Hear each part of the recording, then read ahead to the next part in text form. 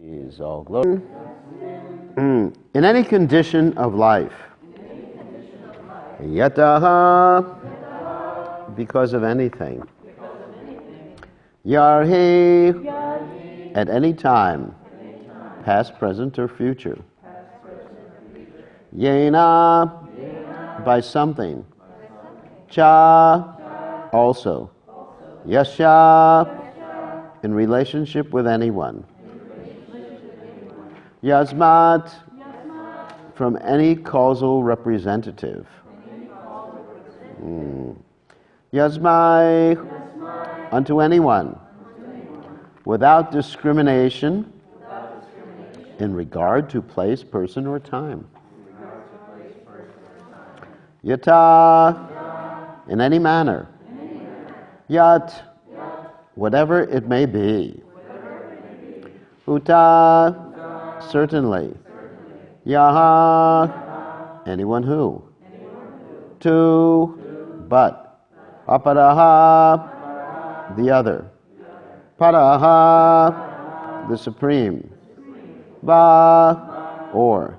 Bhavaha, being. Karoti, does. Vikaroti, changes. Pratak, separate. Swabhavaha, nature, under the influence of different modes of material nature. Sanchoditaha, being influenced. Tat, that.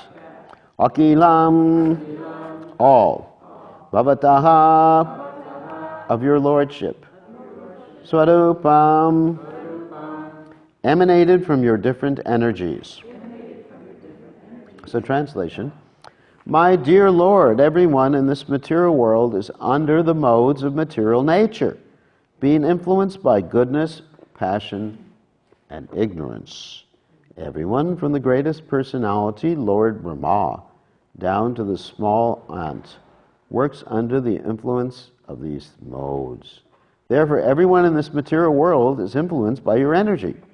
The cause for which they work, the place where they work, the time when they work, the matter due to which they work, the goal of life they have considered final, and the process for obtaining this goal, all are nothing but manifestations of your energy.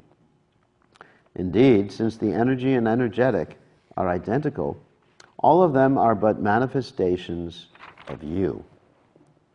So you can repeat, my dear Lord, everyone in this material world is under the modes of material nature, being influenced by goodness, passion, and ignorance. Everyone from the greatest personality, Lord Brahma, down to the small ant, works under the influence of these modes. Therefore, everyone in this material world is influenced by your energy. The cause for which they work, the place where they work, the time when they work, the matter due to which they work, the goal of life they've considered final, and the process for obtaining this goal. All are nothing but manifestations of your energy. Indeed, since the energy and energetic are identical, all of them are but manifestations of you. So purport by His Divine Grace A.C. Bhaktivedanta Swami Srila Prabhupada Ki Jai. Where the one thinks himself protected by his parents, by the government, by some place, or by some other cause, everything is due to the various potencies of the Supreme Personality of Godhead. Everything that is done, whether in the higher, middle, or lower planetary systems, is due to the supervision or control of the Supreme Lord. It is therefore said, Karmana Daiva Netrena Jantur Deho Papapadyaye. The Supreme Personality of Godhead, the Supersoul within the core of everyone's heart, gives inspirations for action according to one's mentality. All of these mentalities are merely facilities given by Krishna to the person acting. Bhagavad Gita therefore says, Matak smritir, ganam aponam cha. Everyone works according to the inspiration given by the Supersoul. Because everyone has a different goal of life, everyone acts differently, as guided by the Supreme Personality of Godhead. The words yena yato yarhi yena chayasya yasmat indicate that all activities, whatever they may be, are but different features of the Supreme Personality of Godhead. All of them are created by the living entity and fulfilled by the mercy of the Lord. Although all such activities are non-different from the Lord nonetheless directs Sarvadharman Purichaja Mam Ekam Sharanam Braja. Give up all other duties and surrender unto me. When we accept this direction from the Lord, we can actually become happy. As long as we work according to our material senses, we are in material life. But as soon as we act according to the real transcendental direction of the Lord, our position is spiritual. The activities of bhakti, devotional service, are directly under the control of the Supreme Personality of Godhead. The Narada Pancharatra states, Sarvopadi vinir muktam, tat paratvena nirmalam, rishikena rishikesha, sevanam bhaktir uchate.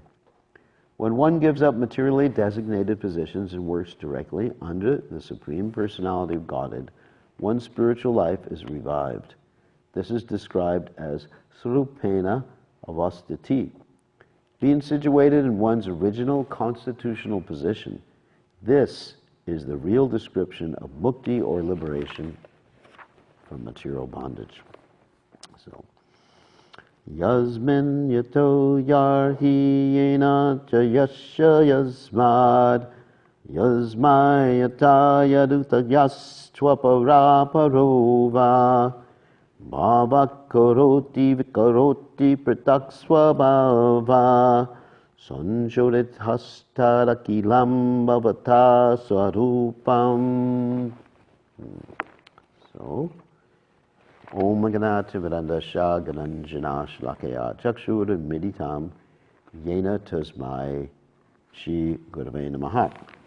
So here is mentioned the all-pervasiveness of the three modes of material nature. And in the Bhagavad Gita we find many verses that indicate this and support this theme.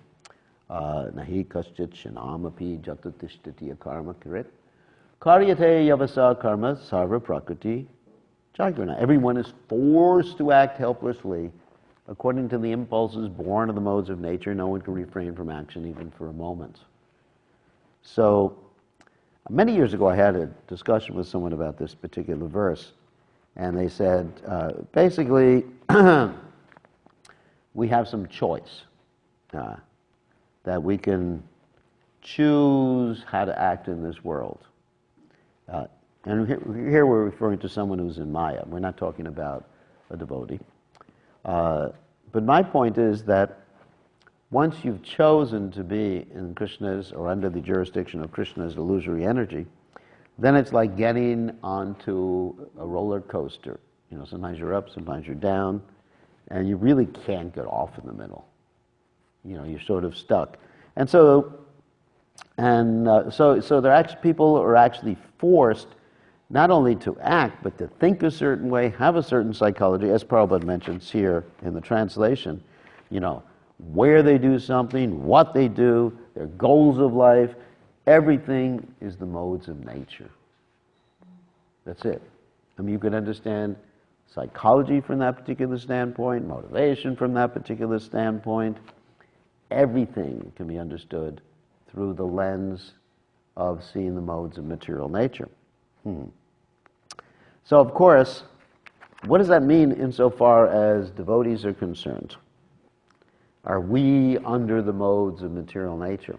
Well, Krishna here, or Srila Prabhupada here at the end of the purport, gives a very, very high standard for someone who is not under the modes of material nature. Sarvopadi vinir muktam tatvatrena nirmalam. One has to be freed from upadis. What is an upadi? Upadi is a designation. A designation means, male, female, black, white, human, American, Russian, whatever. One has to be freed from these particular designations. And understanding, free from the designations doesn't mean you become designationless. Because the last part of this verse is Rishikeno Rishikesha Sevanam, that you understand that you're a servant of Krishna. Not only do you understand that you're a servant of Krishna, but you understand that you're a servant of Krishna in a particular rasa. In other words, you have to be liberated to be free of the modes of material nature. That's basically the standard. Otherwise, you are, to a certain extent, controlled by the modes of nature. Therefore, Lord Kapila in the third canto of Srimad Bhagavatam, talks about devotional service and devotees in the three modes of nature. Wow. I thought I was transcendental when I first joined the Hare Krishna movement. I thought I had realized that I was a coward boy. When I first joined, the first day I joined, me and the other brahmacharis, we just thought we were all coward boys. However, so we'll talk about this a little bit. So devotional service in the three modes of nature, or devotees, there's two different things, devotees and devotional service. So devotional service in the mode of goodness is executed basically for liberation. Get a nice hum. Anyway, somehow, that's a juicer, that's not this thing, okay. So if we're actually executing devotional service to get the hell out of the material world, that's a juicer? Oh, good. Like they said that the brahmacharis who come from a particular sociological background are orange Jews. Anyway, so getting back to the point. So in the mode of goodness, you actually are doing devotional service to get out of the material world. And in the mode of passion, you're doing devotional service basically to establish yourself as the best devotee. There's competition. I mean, Prabhupada did encourage competition, but competition to please Krishna in the spiritual world. They're doing that. They're not thinking, I'm competing with you because I want to show that I'm the best. You're the best. So you may do that with using philosophy. That, I am the best philosopher, you. We see that. We Hare Krishna, you Hare Krishnas, whatever. Or ISKCON devotees don't know the right Siddhanta. Or Sambandha Gyan. That's passion. And then you pick a little point like, you don't really know where the soul came from. You don't know the Sambandha, that the soul came from the Brahmajyoti, Katashta. There's different ideas. And then they'll say, and Prabhupada just presented to you in a certain way because you weren't ready to hear the truth. Prabhupada changed the Siddhanta because you weren't ready to hear the truth. That's something that they present sometimes. You weren't ready. And then, first of all, whether we were ready or not, Prabhupada never changed the Siddhanta. We weren't ready to give up illicit sex, but still Prabhupada said no illicit sex. We weren't ready to stop smoking. Now I'm talking about me. I wasn't doing those things. I'm talking about in general. We weren't ready to do a hell of a lot of things. We weren't ready to shave our heads. That's me. Prabhupada wanted to, we weren't ready to get up early in the morning. We weren't ready to shave our beards off. But Prabhupada told us to do those things, so we did it. I mean, there's a hell of a lot of things we weren't ready to do. And Prabhupada, because that's not Siddhanta the way you dress, obviously, but Prabhupada never changed anything. So the point is then people will actually use philosophy to establish a superiority. which is interesting. So many cases, what I'm pointing out is in many cases you have to examine the motivation behind a particular philosophical stance. You know, what's the motivation? Because behind philosophy, there's always a psychology, there's always an emotional basis. Everybody understands that? Anyway, don't want to dwell too much on this point. And then, so that's in passion and devotional service, and the mode of ignorance is it's just, you know, basically, you know, you wake up any time in the morning, it doesn't matter, you know, you roll over, give me some prasadam to eat, you know. You know, it's just, anyway, you're here in the Hare Krishna movement because it tastes good. The prasadam tastes good. It does. But, you know, if you're simply doing devotional service because of that, I remember when I first joined the movement, or whatever, we went on Sankirtan just to fill up the time between prasadam. You know, that's a little ignorance there. And then I was also praying to get liberated, so there was some goodness there. And then also I wanted to establish my superiority over the devotees. So it was a mixed bag when I first joined the Hare Krishna movement. So anyway, so that's devotional service. And then devotees in the different modes, too, you know, who manifest those different types of devotional service, you know, basically in the mode of passion and ignorance, they're envious, proud, you know, fault-finding, things like that. So we don't need to get into details. And there's also some violence in the mode of ignorance. But in the transcendental platform, devotional service is executed just described in the Bhagavatam, in Lord Kapila Dev's instructions, just like the motivation is just like the water flowing down, the rivers flowing down to the ocean. You know, everything's just like spontaneous. It's just like nectar. You're doing devotional service because you're like it.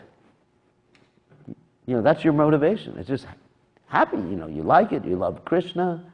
You love all Krishna's parts and parcels. And so that's your motivation in the mode. So most of us are not on that transcendental platform, transcendental mode of goodness. So what do we do about it? I mean, the first thing we can do about it is be a little introspective and not to find fault with others, but to actually examine our own motivations.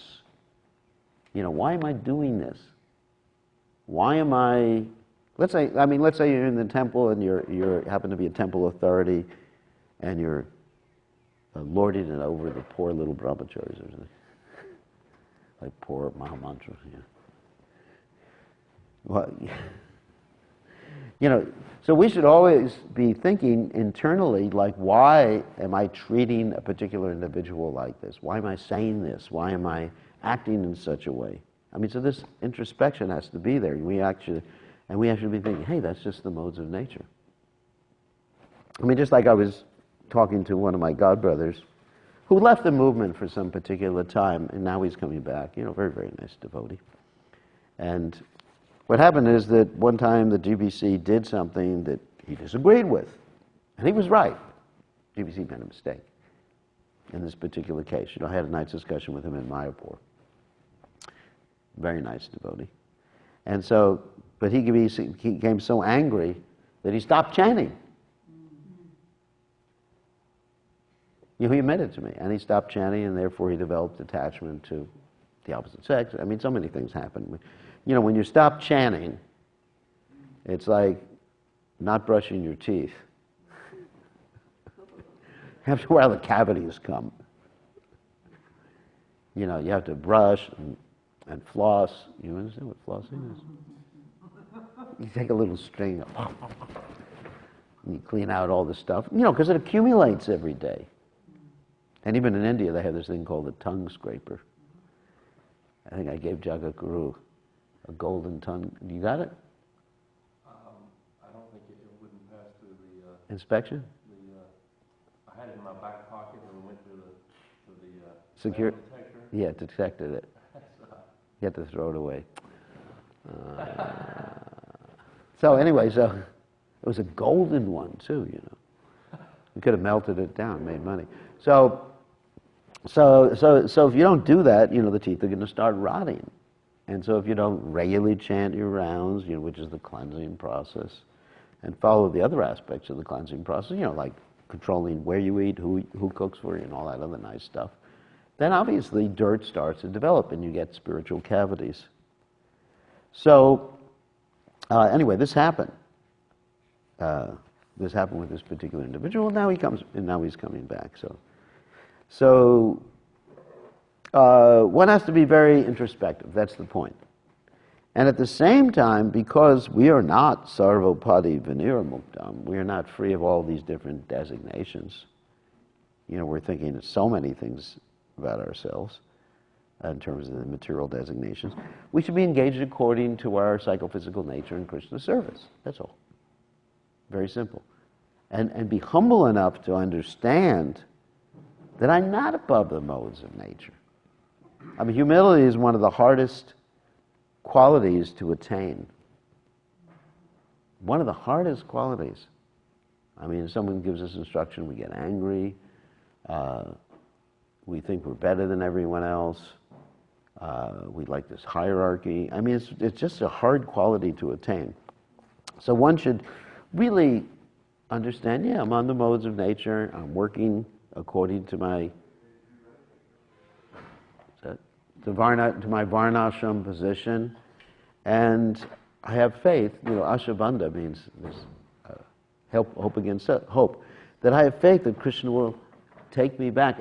As long as I remain faithful to the instructions of the spiritual master, and especially in the ISKCON movement, that means faithful to His divine grace. A.C. Bhaktivedanta Swami Srila Prabhupada, the founder Acharya of the Krishna consciousness movement.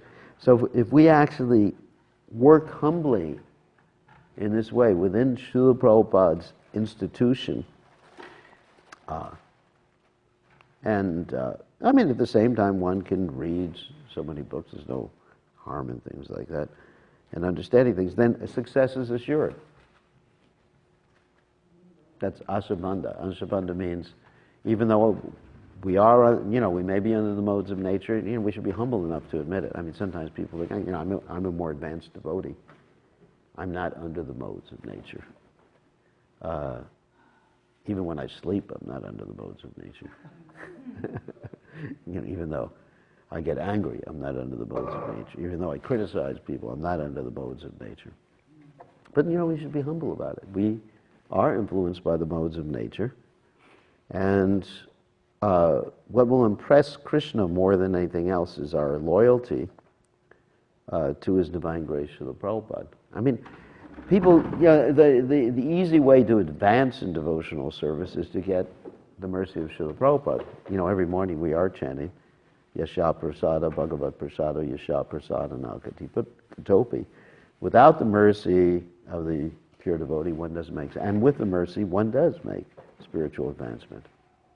I mean, it's a very simple process, Krishna consciousness, but we've actually made it quite difficult.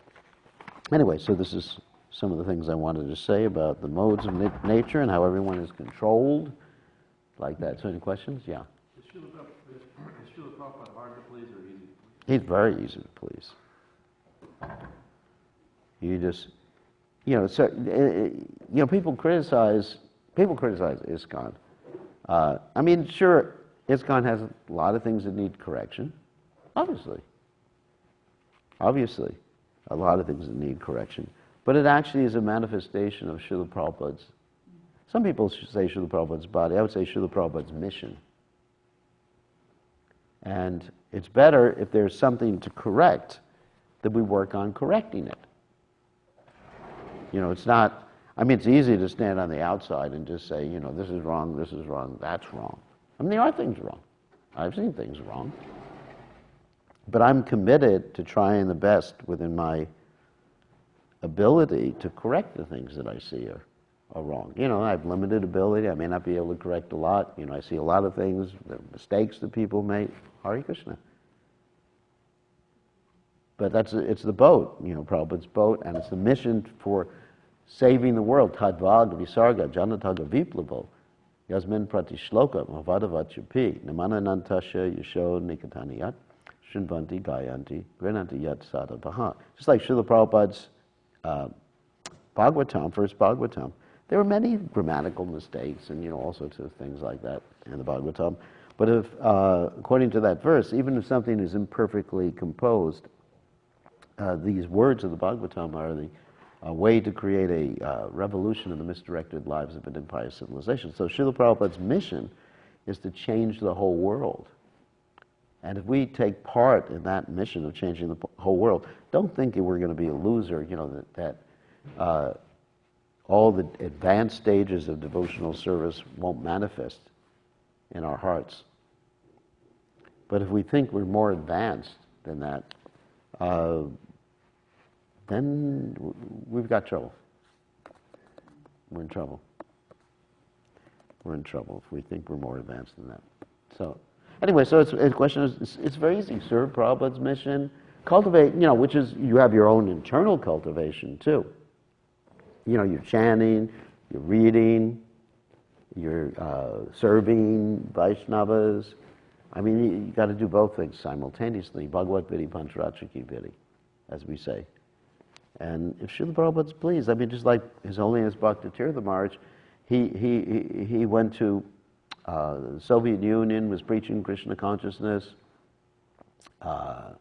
risking his life, jumping from train to train to avoid detection by the KGB, and Prabhupada just like embraced him, tightly, And that meant he got Krishna consciousness. I mean, that's all you need. That's all you need. I mean, that's all I need. I mean, I'm not a very sophisticated person. All I need is for Prabhupada just to embrace me and say, I'm pleased with you, and then my life is successful. That's it. I mean, it's a very simple, Krishna consciousness is very simple like that. Then all the higher stages of devotional service, which I also study, and I'm aware of, and have given courses on, sometimes people say in ISKCON there's no thing. I mean, before most of these people were even out of their mother's womb, I was giving courses in the Madhurya Kadambini. So, obviously we do study the books of the Acharyas. Prabhupada wanted that. So, any other questions? Yeah. So I've read and heard that the proper mood is to just want to, be in Prabhupada's mission life after life. Yeah. I'm just wondering, is it wrong to just want Krishna to bring it all on now so we can get the hell out of this material world in this life or soon? Yeah, in the beginning it's right. But as one advances in devotional service, I mean, it's right to want to get, like Prabhupada encouraged us when one devotee said, I don't want to go back to God, I just want to serve. And Prabhupada said, you should want to go back to God. However, and that was in the context, everything in the Vedic literatures and the actions of the Acharyas is all contextual. You understand? So, like, Prabhupada would give one instruction to someone, one sannyasi, he'd say, stay and just develop a temple. Another one, he said, you should never stay in a place more than a few, days or something like that. So, contextually, yes, it's right to think like that. Want to get out of the material world. And, and sometimes the material world gets so nasty that, shoo-wee. It's definitely pretty nasty. The adhyatmic, adhivodic, adhidaivic's all simultaneous, You're getting old, you wonder if your eyes have cataracts. Your friends turn against you, it snows in the middle of July. So, hasn't done that yet.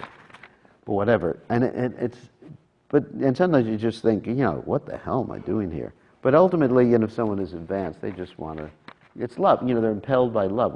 Bhakti yoga, it's an emotional process. So ultimately, the love of Krishna and the spiritual master overcomes everything else. And every other motivation. But that takes some time. It's not an artificial, you can't artificially think you're at that point. If you do, it's not a good idea. Yeah. It seems like simultaneously, like Prabhupada also said the material world isn't a place for gentlemen. No. It's like we shouldn't necessarily want to be here in one context, but just, at the same time, to serve. Yeah, no, to whatever Krishna wants. It shouldn't be, I want to stay here in the material world to serve. It should be, wherever you want to send me, Krishna, to serve. But then you have people like Vasudev Dutt, who's willing to stay here eternally to liberate everybody else. Not that he wants to be in the material world, but he just feels so much pain to see others suffer. So, anyway, that was Prabhupada's mood.